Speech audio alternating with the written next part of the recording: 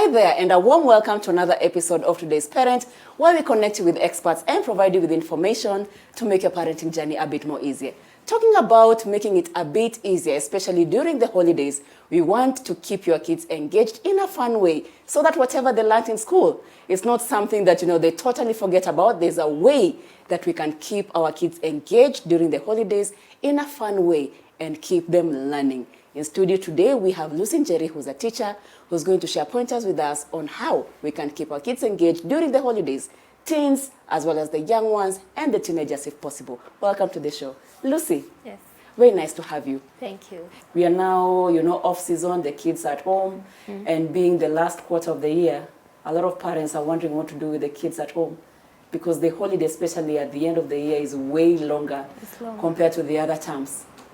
It's especially a challenge now in our career world where we have to work both mom and dad. Yeah. And during our age, mom used to stay home, or you have an uncle at home or someone, but now we have nannies.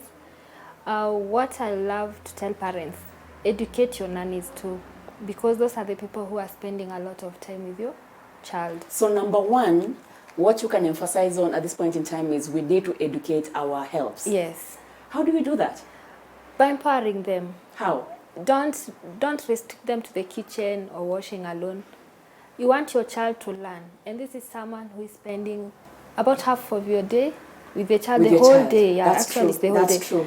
Some of us come at home at 9 p.m. The baby is already asleep. So the only day you'll see your baby is on Sunday.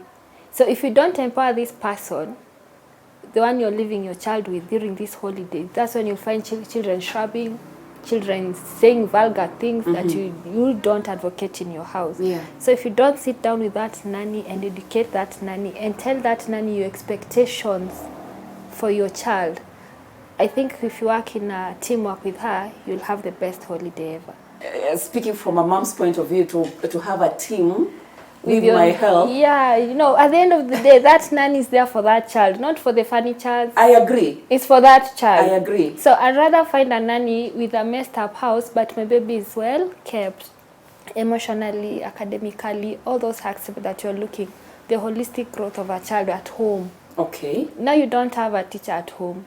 No. You don't. But I have the help. You have the help. So when I'm choosing a help, I need to get a help who can understand. There are people who haven't gone to school, but they can understand when you tell them slowly.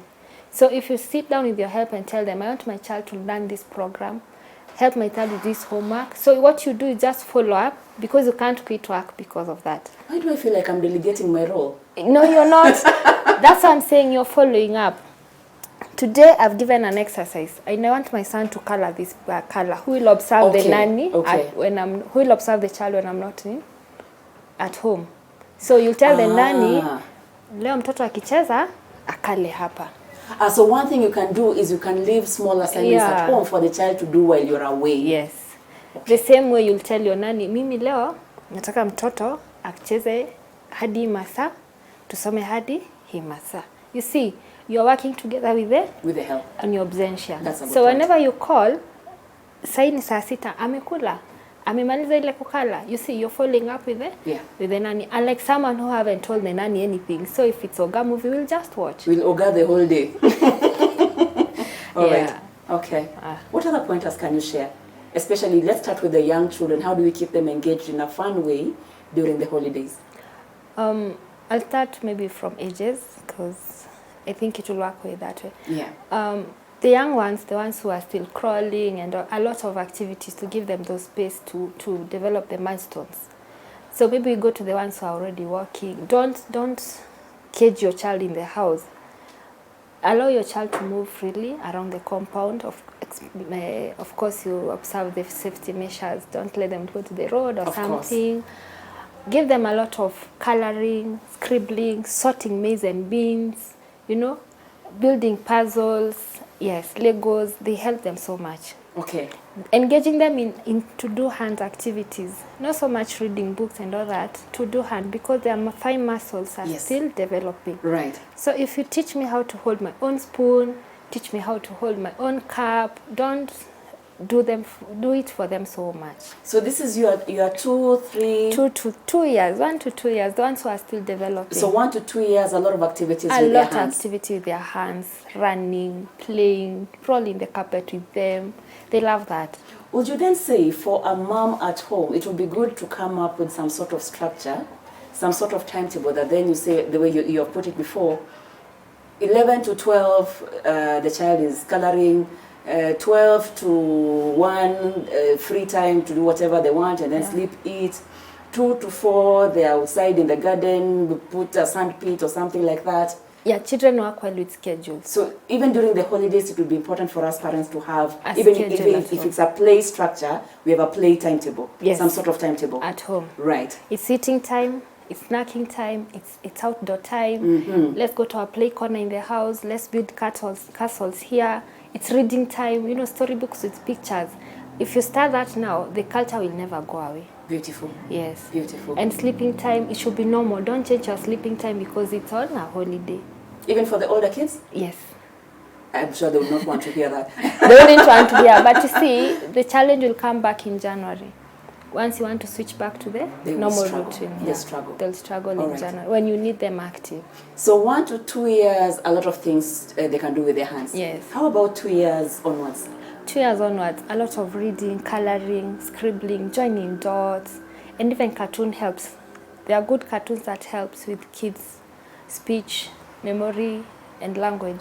Right. You find a child has never gone to England, but the language, the English they are talking, it's an England English because they are getting it from the cartoons. They speak like the queen. They speak like the queen. Right. But this child is exposed through the TV. We have to embrace technology too. Yes. But make sure whatever you leave behind your child to watch, you've gone a preview of it. So Yeah. you know what they are watching. So preview what they're watching before you then, Very you never tell important. the help put for them, Yeah. channel 362 for whichever Very reason. Yeah. important. I tell parents to watch cartoons. What's Because your favorite cartoon? I have so And many. I know it's not about recommending. I have a collection of cartoons. In fact, Okay. I like animated movies. Oh, wow. Yes. Okay.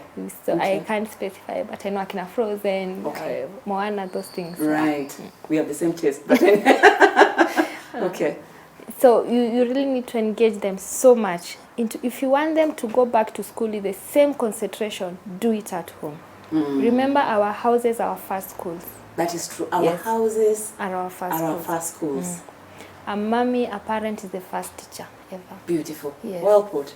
Well put. So now we're at what age? We are not 3 We are to 4. We have 3 done to 3 to 4. 4. We have done 3 to 4. Animated movies. Yes. Okay. A lot of coloring, playing, Yeah. play. It's very important. Water play, sand play, ball games, mingle with friends. Yes. Peer teaching also helps a lot. I wonder when kids learn how to make friends. In school, what do you see as you're teaching them? At what point do they start making friends? Immediately. Even at 2 years? Even a 0-year-old, they make friends. Wow. You see them babbling with each other. Kids make friends so much because kids are so innocent. They don't know how to judge. That's true. So anybody who is talking, walking, running, we can run together. Yes. That's why you see where people have racism and all that.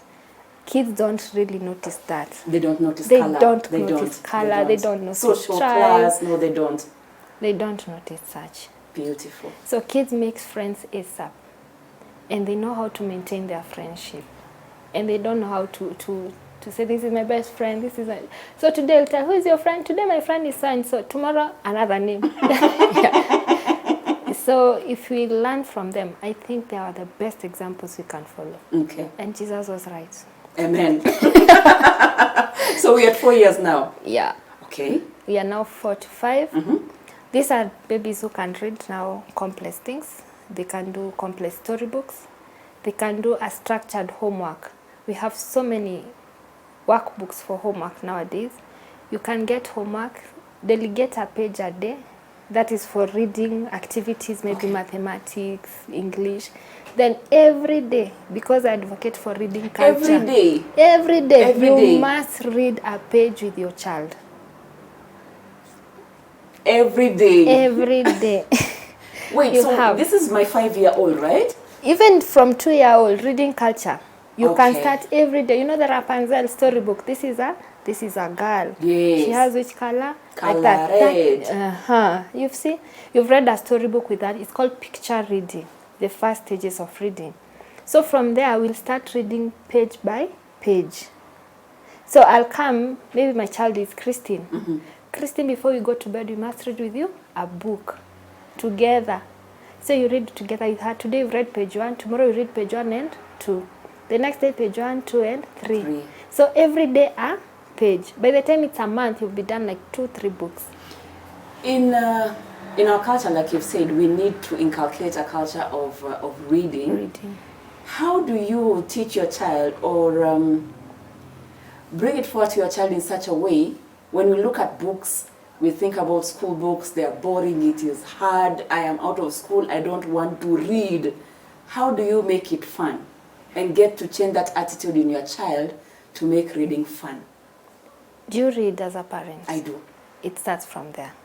Because you can't tell me to read and you're not and reading. You're not reading. You can't tell me to read and you're watching TV. It's unfair for me.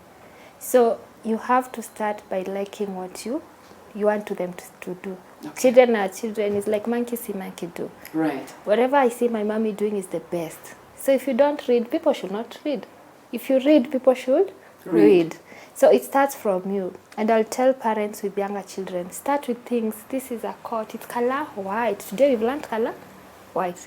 In the car, you can count 1 to 10. Fun, without even showing them the numbers. You can do the sounds, letters. Now you're introducing that child to read. And I've said every day it's a reading day. Start with those coloring books. Tell them you're coloring a ball. Mama, you see this is a ball. Can we color it? What did you color today? What did you color today? I colored a ball. Wow, now you've learned a ball. Bring a real ball. What is this? It's a ball. What did you learn today? Huh? A ball. A ball. No, your 2-year-old has known a ball. Right. So tomorrow you'll spell out the word ball with your block of letters. This is how a ball is written. We start with B-A-L-L. Really do it love for what you me. do. Do it for me. Okay. By the end of the week, that baby can spell the word ball alone. So they have learned how to spell and to read the word ball. In a single, there's no fighting there. How jamchapa? Because kids take time to retain information. Yeah. I'll go in a class, teach number 1. Number 1 the whole day. We've colored number 1. We've modeled number 1. We've traced number 1. We've shown number 1 in the wall like 1,000 times. But tomorrow, ask Mama, this is number 10. But if you come back again and say, you already know 10 and you're not there, that's nice. So you come back again and say, this is number 1. This is number, but today your name is going to be number 1. So they'll remember like that. If you make it so interesting for them, don't be so hard for them. Right. Yeah. Mwalimu, you're going to take a short break. In today's episode of Today's Parent, what we are talking about is how we can make the holidays fun while putting in a bit of education and still making it fun. In studio, we have Lucy Jerry, who's been a teacher for 10 years. Online, she's much beloved for her love for children. Please make sure that you check her out and see the amazing stuff that she's doing. We are going to take a short break right now, and we'll be back right after this.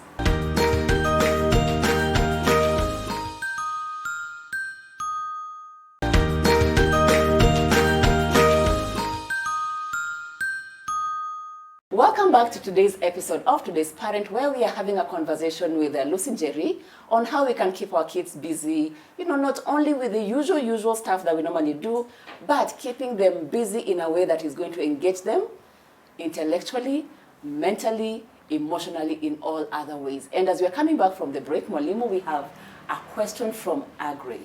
And Agri's question is, and it's the basis of what we've been talking about, how do I keep my kids engaged during the holidays? If there's any other pointer you haven't shared, this will be a good time.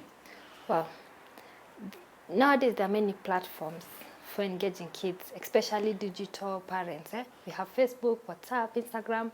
There are so many holiday camps for kids. So number 1, holiday camps are an option. They're an option.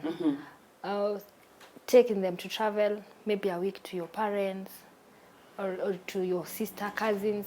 Getting children to bond with other children helps them so much.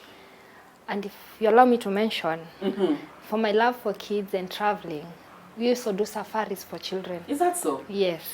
It's called Toto Safari. You can check us out later. Total Safari. Yes, it's a platform for just children traveling and bonding with friends where they travel, learn, and have fun.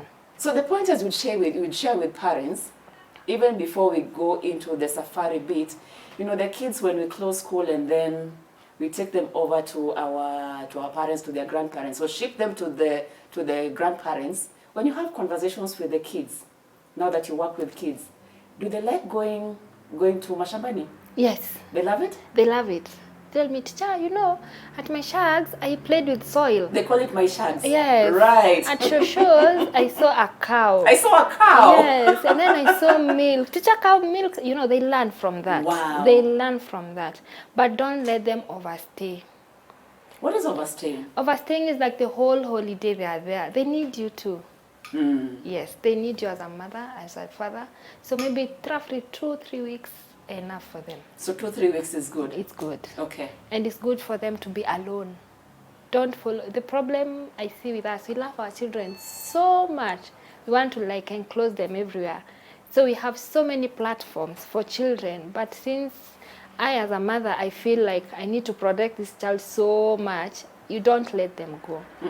And I'm sure in our age, you learned because you used to go far away to look for, they used to let us be free. If we can, I know it's a dangerous world. The times now are a bit different in terms of safety. But before you do something, research on it and let your children be. Okay. It's not harm for your children to go to your cousins, to go to their cousins for a night, a sleepover. The bonding will be there. Okay. And that's what you are looking at. You are looking at children who can socialize. Very important. Yeah. So option 1, you've mentioned holiday camps. Holiday then camps. in between that, you've mentioned sleepovers as well. What else? Though, of course, a sleepover cannot be the whole holiday, of course. But here and there, you can spice it up, right? Yeah. Okay. We need to let these children to be independent and confident. I agree. I need to teach these children how to live without you tomorrow. So would you recommend or not recommend that we do momcations? I recommend momcations. Perfect. I'm saying as you go for your momcation, you feel relaxed, and you bond with other people. Yes. These children should also bond with other children. Where will they meet them if they don't travel? You understand? I have a question for you. Example, the school trips we go. They go and learn. They also school trips for schools. Yeah, they go and learn with the same peers without without the parents. Yes, it's a same peer. It's a trip within Nairobi. So that baby at Mama Village or somewhere, they'll meet another child from another school. Yeah. They'll bond without mom and dad. So when that child comes and tells, you know, I met a girl from this school and we play like this, you should tick and say, oh, my baby is able to make friends. Yes, that's very important. Without me. That's very, very important. So that's why I was bringing you. We need to let our children be. You understand? That's a good point. We need to let them be without our scrutinizing eyes. You know, our CCTV, like, what has she done? Yeah. Utaanguka hapo. Kama ako sawa. We don't, sometimes when we are with them, they don't feel free. They don't really feel that free. So their potential, some might suppress it. Yeah. Some might not want to explore because I'll make mommy panic. Mwalimu, when you go on vacation with our children, what do they tell you that they don't tell us? I wonder. Oh my God. Are you allowed to tell us? If I start opening those secrets, I will leave it there. I know so many things. I will leave it there so you can. It's between you, of course, they talk to you in confidence. The pointers you can share with a mom or dad somewhere, because the one thing you've emphasized on, it's important for us to let them be free and be independent of us. But you have parents who are clingy, and I know when you go on vacation with them, by the time you leave the school compound, half an hour later, somebody has called you, Mumefika? 2 hours later, Wamekula? Another 1 hour later, Wanafanya? For a mother who's struggling with being, so attached to their children, what pointers can you share with them? Imagine, to let go a bit. That mom or dad is normal. It's normal. He or she is very normal. Okay. It's just like when you have your gold chain, you not walk on certain streets in town openly with it. Absolutely. You'll stay put on it. So these children are small treasures. But what we need to learn is just letting go bit by bit. Okay. First step that they do is taking them to school. some are so much like hayuko ready, wacha afike 4 years. Yeah. Akifika 4 years, wacha afike 4.5. You know, but when you let them go the first day in school, that's a stepping stone for you. The second thing is not like panicking and any cry. Children have learned at so much. They know at so much. So whenever I shout like this, I know mommy will come running. Whenever I do like this, I know daddy will stop doing what they are doing to come and tend to you. Yeah. Sometimes it's good to be just a little bit hard, but not so hard. Hard in a gentle way. So you look with the side eye and you know things are okay. If you are not okay, you know how to handle it. Yeah. Yes. Okay. You know, we totally deviated from you are sharing pointers. You reached age 5 of how we can keep our kids engaged. What can you share between 6 to 10, the much older kids, how we can keep them entertained during the holidays in a fun way? I still emphasize on a schedule, a timetable. It works so well. Okay. When you have a timetable, like this time is reading time, be specific. No, these ones are older, be specific. This time is for this lesson. Yeah. This time is for this lesson. You can relax up to this time. Expect you to do this. And then engage them in house chores. So for the older kids, incorporate house chores as well. As early as 3 years.